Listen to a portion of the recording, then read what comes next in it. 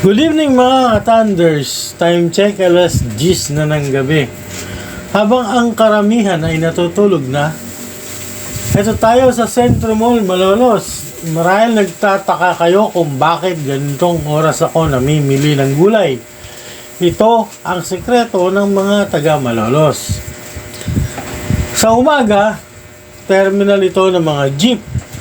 Pero pagsapit ng dilim, nag-iiba ang anyo ng lugar na ito. Nagiging sentro ito ng bagsakan ng gulay. Dahil dito binababa ang mga bulto-bultong gulay galing sa malalayong biyahe tulad ng Benguet o Nueva Ecija bago sila i-distribute sa palengke ng Malolos. Hindi na idinidiretso ang mga truck sa loob ng bayan para iwas traffic. Kaya dito tayo kukuha diretso sa source. Hindi ka na. Order 2. Punta na natin yung bilihan ng gulay. Para makita nyo.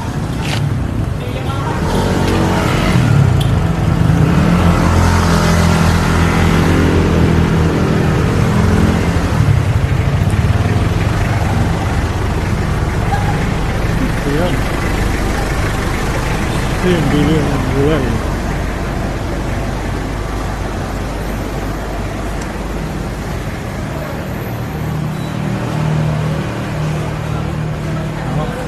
Wala si kita mo ng lahat.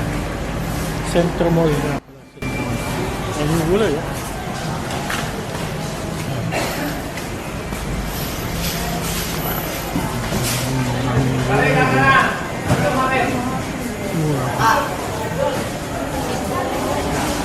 Ikot muna tayo bago tayo.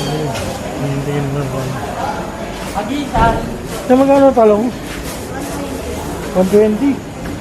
Yung ampalaya? 120 din.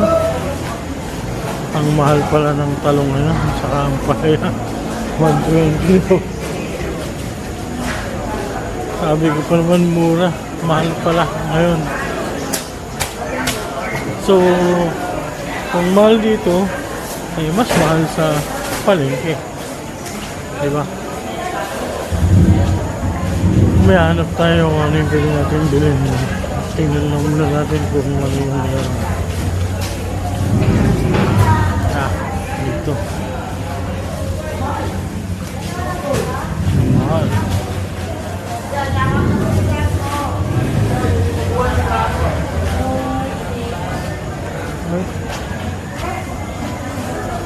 So, bibili na tayo. Titingin na tayo kung saan mura. Okay na po, rent ka, pwede. Sige.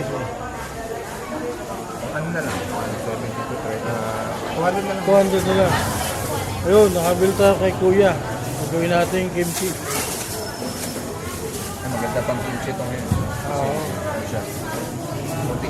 Eh, dito magkano? 60 rin pa rin. Ngayon lang ba?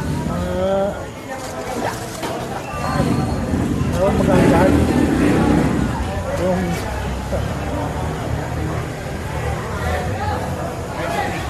93. Bali ito 93 na. Okay.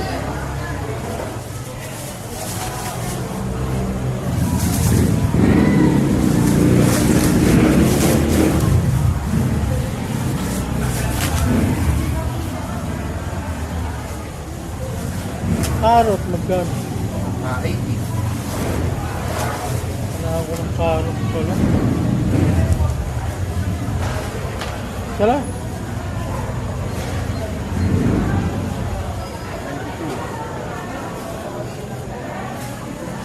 315 lang. 2, 315. 315. 315. Yun. Nabili tayo kay Kuya. 315. Yes, bro. Yun. Thank you. Pakibilang. Okay. Okay na. Ako na sibuyas. 100 daw yung kilo. Okay, ito. KFC eh. Isang kilo na kaya ito.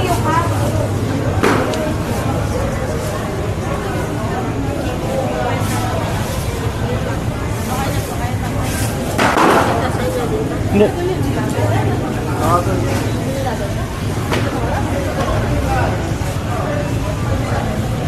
Marami.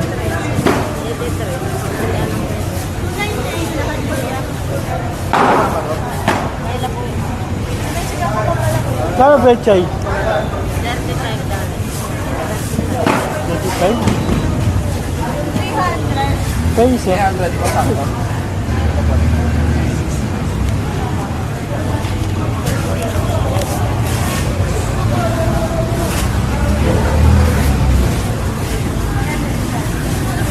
Pechay.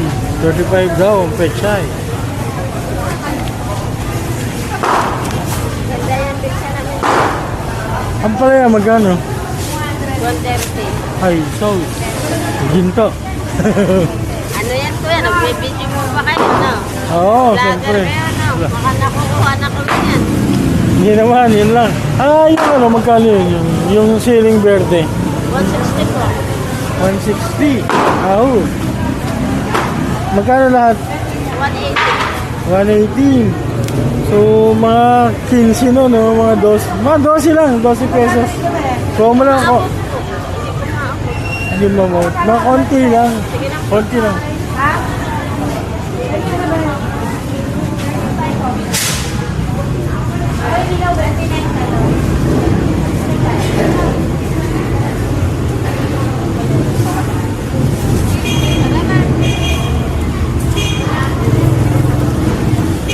$160 daw kilo nito. Dahon, Mars. Ha? Ayan, tama. Alam magkano ba? Kaya magkano yan? Ah, 12, mga ganun lang. 40. Bumabura pa ng 2. 132. Oh.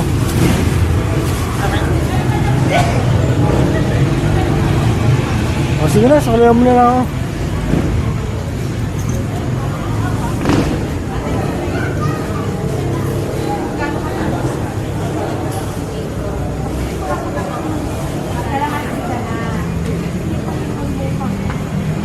Tokwa.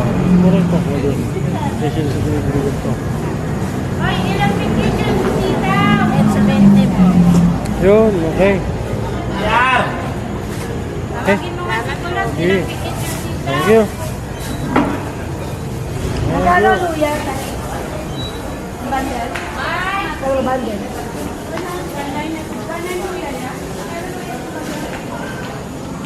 Tayo na. Labanos ang kulang sa atin. Labanos. Sakay. Mura.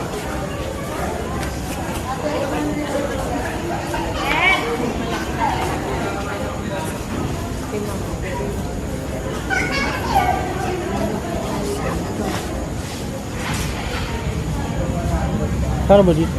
250 po. Gil.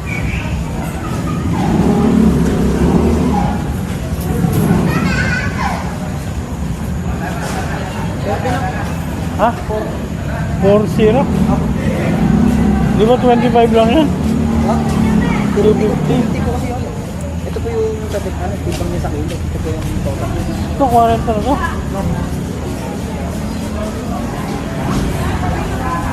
Ito? Yan. Yan. Mahal ng ano, mahal ng sibuyas. Mas mahal pa sa totoong sibuyas. Magkano? 20? 25 po. 25? Okay, thank you. 25. Labanos. Labanos. Magkano po sa labanos?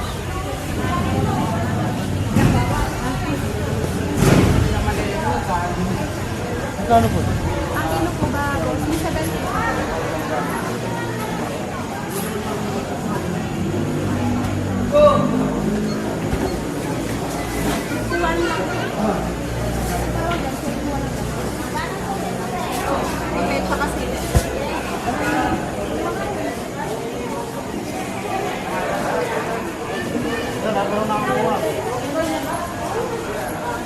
Kaya sabi ko kuya, 51 pa sabi ko. 51.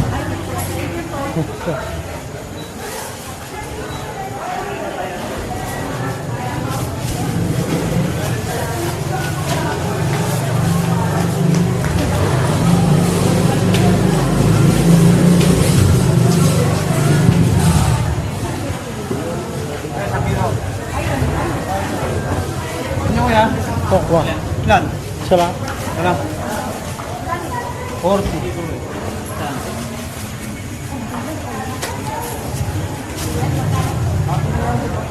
Wala na, para 150.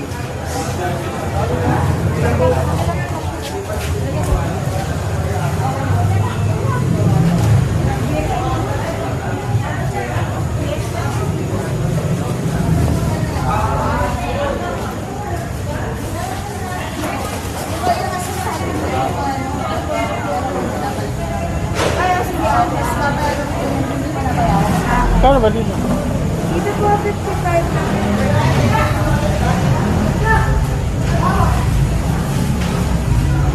5, 7. 42 pesos lang.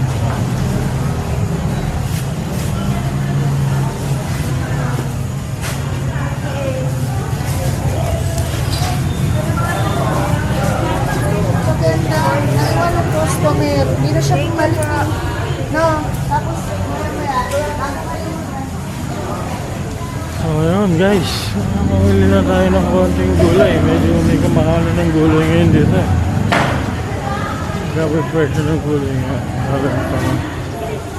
Talong yan nagkasa sa 120 to 120. Hindi na, hindi tayo bibili na. Dito na lang tayo, magkikimchi tayo. So, kailangan natin ng chili flakes. Natin ng chili flakes saka rice powder bukas. Makagawa tayo ng isang kimchi. Pamili na tayo. Dami-dami din to pero ito nakaka 1,000. Ito nakaka 1,000. Medyo madami-dami na yan. May juice dito lang to. Kano yung juice? 40 sir, ito 50. 40 dito? Ah. Dalawa. Dalawang tag 40.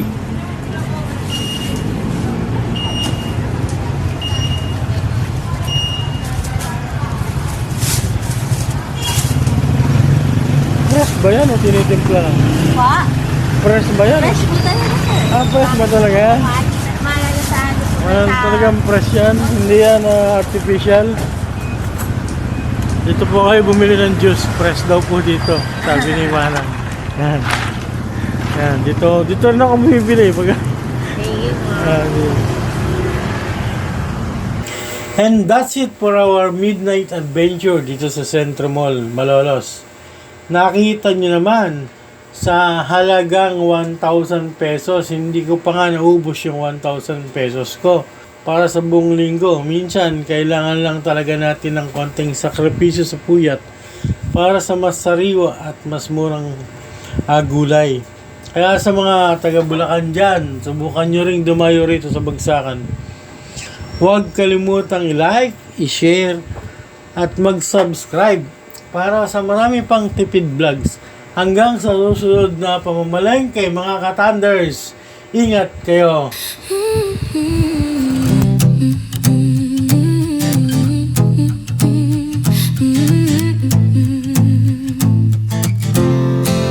Alas 10 na lang gabi, ang mundo'y nananahimik. Pero dito sa Malolos, buhay ay bumabalik. Sa sentro Mall ang punta, terminal sa umaga. Pagsapit ng dilim, gulayan na ang makikita.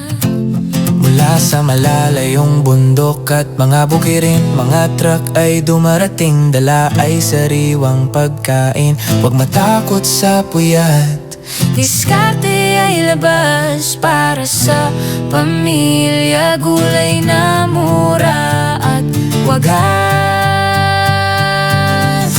Dito sa Bagsakan, sariwa ang bawat sako. Presyong pangkaibigan, hindi ka mabibigo. Kamatis, repolyo, sitaw at kalabasa sa ilalim ng liwanag. Tipid ay madarama. Tara na sa Malolos, sa Bagsakan ng gabi. Wais na mamimili, Lagi